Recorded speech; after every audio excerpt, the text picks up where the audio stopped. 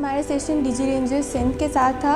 बहुत interactive session हुआ। जितने भी लोग इंटर्नशिप में थे, सेशन में थे, उनके पास बहुत सारी क्यूरीज़ थी और उन्होंने काफ़ी कामली हमारी सारी क्यूरीज़ का आंसर दिया। बहुत सारे जो हमारे डाउट्स थे वो क्लियर हो गए। इसके अंदर मल्टीपल उन्होंने हमें चीज़ें बताई जो कराची के अंदर ड्रास्टिकली क्राइम रेट कम हो चुका है। जो अगर आप प्रीवियसली देखते हैं 2013, 2014 के अंदर और 2024 और 25 के अंदर जो किडनैपिंग और डिफरेंट जो चीज़ें हैं वो कम हो चुकी हैं। स्पेशली हम जो इंटीरियर के लोग होते हैं बहुत डरे हुए होते हैं कि पाकिस्तान की जो पुलिस है या रेंजर्स है वो हमारे लिए कुछ कर रही है या नहीं कर रही।